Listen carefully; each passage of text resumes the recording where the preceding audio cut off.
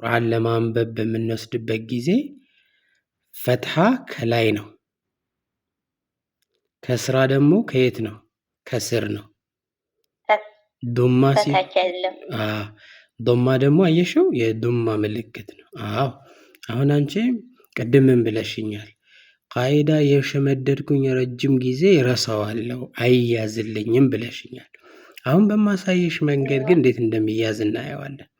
ይኸውልሽ ፈትሐ ማለት ምን ማለት መሰለሽ? ፈትሐ ማለት 28ቱንም የአረብኛ ፊደል ወደ መጀመሪያ ቤት ድምጽ ይቀይረዋል። እንዴት በይ? ቅድም አሁን 28ቱንም ወደ ስንተኛ ቤት? ወደ መጀመሪያ ቤት ድምጽ ይቀይረዋል። አሊፍ ፈታ አብ ማለት ሳይ ቅድም አሁን ባን ወደ አማርኛ ወደ መጀመሪያ ቤት እንቀይረው። ወደ ኦሮምኛ መጀመሪያ ቤት ነው፣ ችግር የለውም። እሱ ግን በአማርኛ እንሂድ። ባን ልክ ወደ መጀመሪያ ቤት ድምጽ ቀይሪ እስቲ። ጎበዝ። ታን ወደ መጀመሪያ ቤት ቀይሪው። ተ። ሳን ወደ መጀመሪያ ቤት ሰ። ጂምን ወደ መጀመሪያ ቤት ጀ። ያ ማለት ፈትሐ ማለት 28ቱንም ፊደል ወደ ስንተኛ ቤት ይቀይረዋል? ወደ መጀመሪያ ቤት 28ቱንም። እዩ ለምሳሌ እዚህ ጋር ሺን መጣ። አየሽው? ሺን ፈትሐ ስላለበት አንደኛ ቤቱ ምን ሆነ? ሸ ሆነ። አየሽው? አላልኩም። ሺን ፈታ ሸ መሄድ አይጠበቅብሽም። ቅድም እኮ ባን ወደ መጀመሪያ ቤት ብትቀይሩ በይ ነው። አሁን ሺን የሚባለው ፊደል ልክ ወደ አማርኛ ቀይሪ ብልሽ አንደኛ ቤቱ ቢሆን ያልሽው ሸ ነው። ሁለት ብልሽ ኖሮ ሹቲ ነበር። ሶስት ብልሽ ሺ ነበር የምትይው። አሁን ግን ሺን ፈትሐ ስላለበት ወደ መጀመሪያ ቤት ሲቀየር ምን ይሆናል? ሸ። ጎበዝ። ከዛ ገይን መጣ። ገይንም ልክ ፈትሐ ስላለበት ወደ መጀመሪያ ቤት ስንቀይረው ይሆናል። አሁን ገይን ፈታ ማለት አይጠበቅም። ወደ መጀመሪያ ቤት ድምፅ መቀየር ነው። ከዛ እንደን ፋ መጣ። ፋም ሲመጣ ፈትሐ ስላለበት አንደኛ ቤቱ ምን ሆነ? ፈ ሆነ።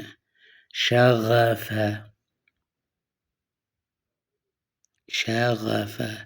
እዚህ ጋም ስንመጣ ደግሞ ለምሳሌ ፋ መጣ። ፈትሐ ስላለበት ምን ይሆናል?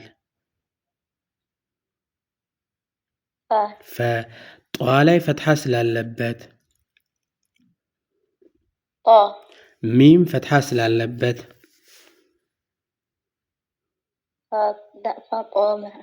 አታያይዥ። ተይው ማያያዝ ይቅር። ፈጣመ። እዩ አሁን ዋው ፈትሐ ስላለበት ምን ሆነ? ወ። ላም ፈትሐ ስላለበት ለ አይደለ?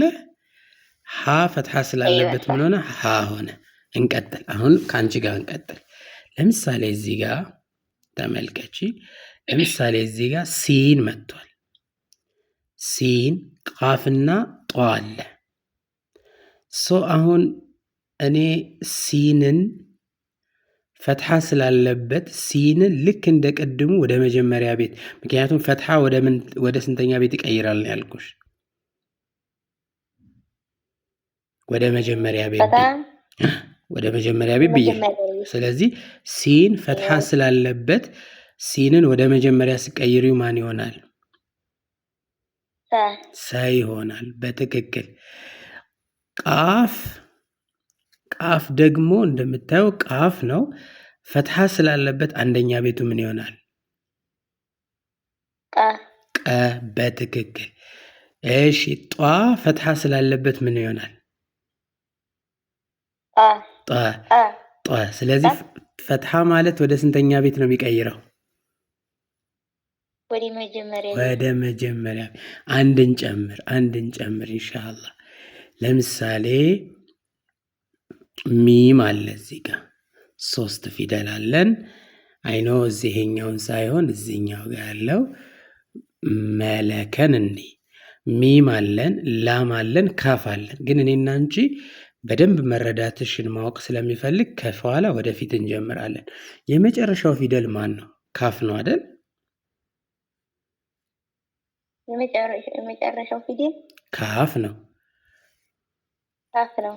አዎ፣ ካፍ ፈትሐ ስላለበት አንደኛ ቤቱ ማን ይሆናል ነው?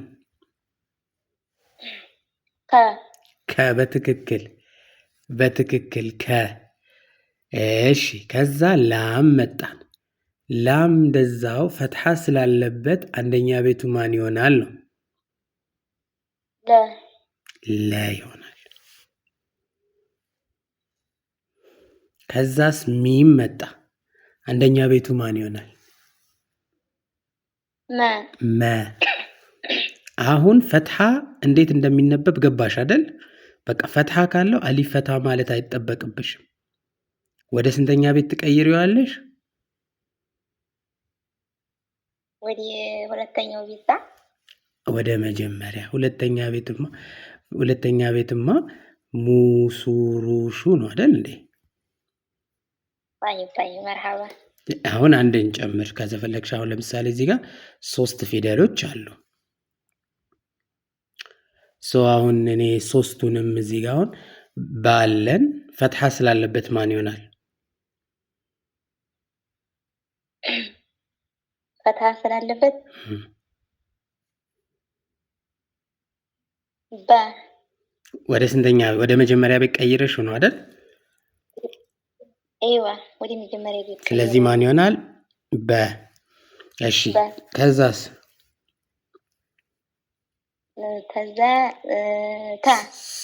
ከዛ ሲን አለ። ሰ ነው የሚሆነው። ትክክል። ከዛስ? ጧ አለ። ፈትሐ ሲገባበት ምን ይሆናል? ጠ።